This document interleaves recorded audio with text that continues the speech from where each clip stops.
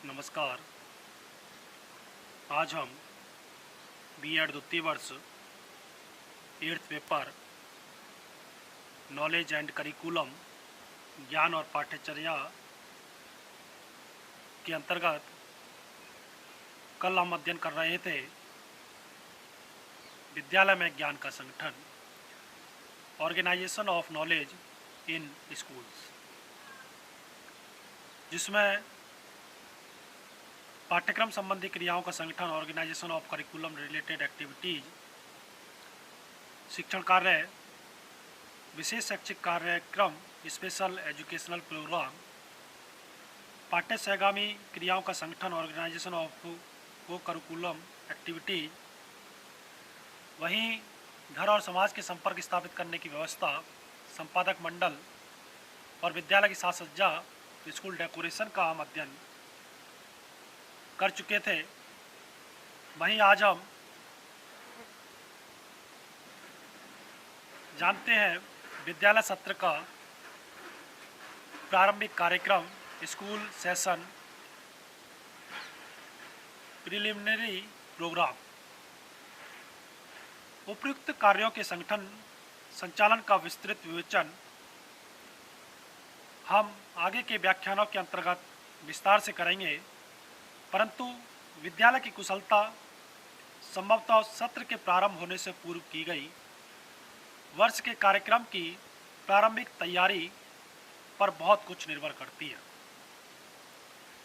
कार्यक्रम की तैयारी गत वर्षों के अनुभवों, एक्सपीरियंस पर आधारित होती है।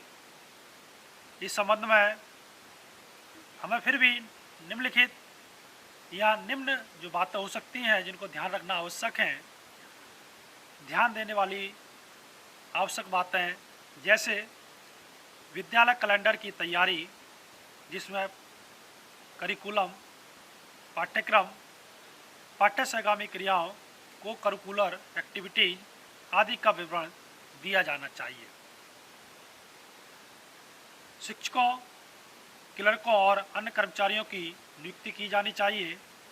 शिक्षण एवं प्रशासनिक कार्यों का विवरण देना चाहिए।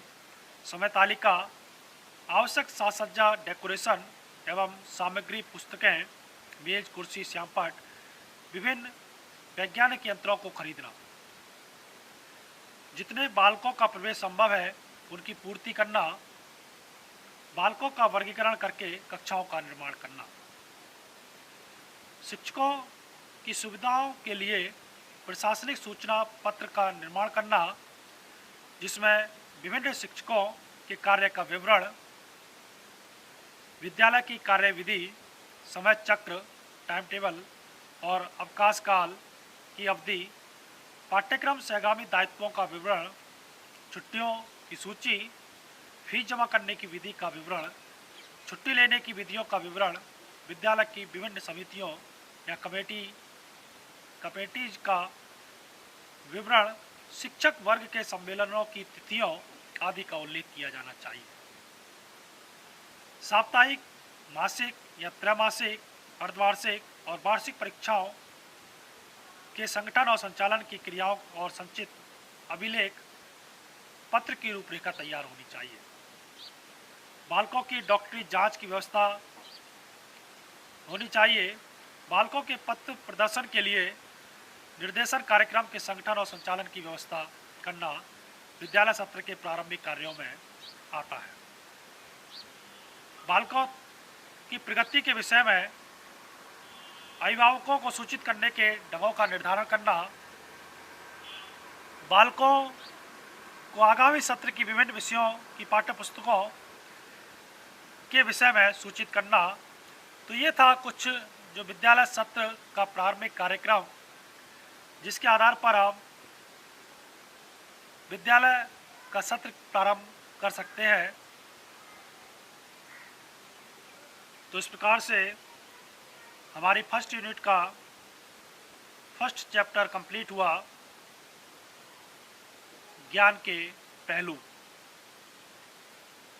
इसके बाद हम दूसरे चैप्टर पर हम बात करते हैं आज ज्ञान के स्वरूप, स्थूल व सूक्ष्म, स्थानीय व सार्वभौमिक सैद्धांतिक व व्यवहारिक ज्ञान। Forms of knowledge concrete and abstract, local and universal, theoretical and practical. अगर हम बात करें ज्ञान शब्द की कोई व्यापक परिभाषा देना बड़ा ही कठिन है, क्योंकि दर्शन की विभिन्न विचारधाराओं में ज्ञान को अपने अपने ढंग से व्याख्या की गई। प्रज्ञा, ज्ञाता और ज्ञेय के पारस्परिक संबंधों को ज्ञान माना जाता है। इससे स्पष्ट होता है कि प्रत्येक ज्ञान के एक ज्ञाता और एक ज्ञेय होता है, एक देने वाला और एक लेने वाला। और जब ज्ञाता का ज्ञेय के साथ इंद्रियों के माध्यम से संपर्क होता है तो ज्ञेय जो देने वाला है को पदार्थ के संबंध में एक चेतना होती है जिसे ज्ञान की संज्ञा दी जा सकती है। इसी प्रकार ज्ञानेंद्रियों से जो प्रत्यक्षीकरण और अनुभव होता है, प्रत्यक्षीकरण, परसेप्शन और अनुभव, एक्सपीरियंस होता है, उसे भी ज्ञान कहते हैं। ज्ञान इंद्रियों तक ही सीमित नहीं होता, अपितु इंद्रियों से परे भी जो अनुभूतियाँ होती हैं उसे भी ज्ञान कहा जाता है। अगर हम बात करें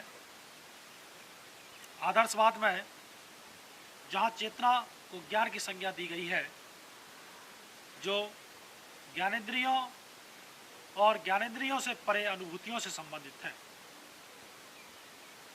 जबकि प्रयोजनवाद, प्रैग्मैटिज्म और प्रकृतिवाद, नेचुरलिज्म ज्ञानेंद्रियों के परसेप्शन या प्रत्यक्षीकरण को ही ज्ञान मानते हैं।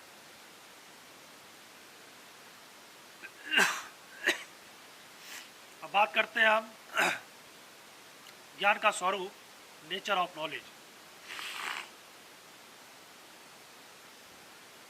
ज्ञान को समझने हेतु ज्ञान के स्वरूप, नेचर ऑफ नॉलेज पर प्रकाश डालना बड़ा ही आवश्यक है।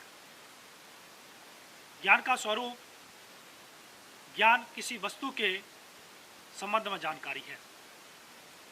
जब हम किसी वस्तु के संबंध में यह कहते हैं कि हमें उसकी जानकारी है, तो हम यह मानकर चलते हैं कि यह जानकारी सत्य होनी चाहिए।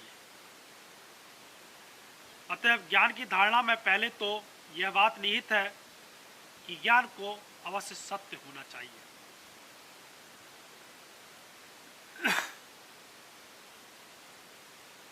जैसे हम कभी कभी कह दें या कहते हैं कि श्याम को हम जानते हैं और श्याम में हमारा परिचय, श्याम से जो परिचय हमारा, वो सत्य होना चाहिए। दूसरी बात यह है कि ज्ञाता को उस बात की सत्यता पर विश्वास होना चाहिए, अर्थात हमें ये विश्वास होना चाहिए कि श्याम को हम जानते हैं। और तीसरी बात ये होनी चाहिए कि ज्ञाता के प्रायः इस बात के पर्याप्त प्रमाण होने चाहिए कि यह बात सत्य है। इस प्रकार ज्ञान के अर्थ में तीन बातें आती हैं: सत्यता, सत्यता में विश्वास और सत्यता के लिए पर्याप्त प्रमाण। ज्ञान के स्वरूप को मानसिक या मेंटल और मनोवैज्ञानिक, साइकोलॉजिकल क्रिया जैसे जानना, करना और अनुभूति करना मानते हैं। यही मनुष्य के तीन प्रकार के व्यवहार या बिहेवियर होते हैं। दार्शनिक ने ज्ञान को समझने के लिए तार्किक प्रक्रिया, ज्ञान की अनुभूति कई प्रकार से की जा सकती है। किसी कार्य को करने की क्षमता प्राप्त होने पर प्राथा कहा जाता है कि अमुक व्यक्ति को इस कार्य का बड़ा अच्छा ज्ञान है। इसी प्रकार ज्ञान का पक्ष वस्तु के गुणों से भी संबंधित है, जो इस बात का प्रतीक है कि जो किसी व्यक्ति वस्तु के गुणों को वास्तविक रूप में देख ले, तभी उसे उस वस्तु का वास्तविक ज्ञान प्राप्त होता है। अब बात करते हैं हम ज्ञान और नॉलेज की।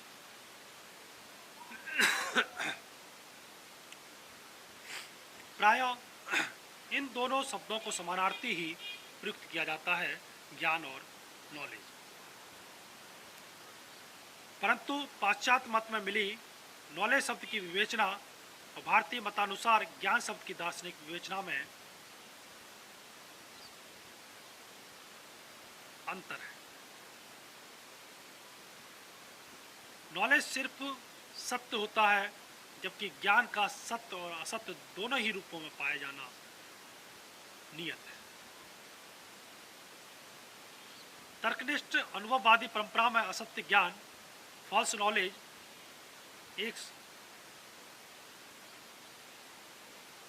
स्वायत्तघाती पद जिसे हम बोल सकते हैं ट्रू नॉलेज, एक पुनरुक्ति है।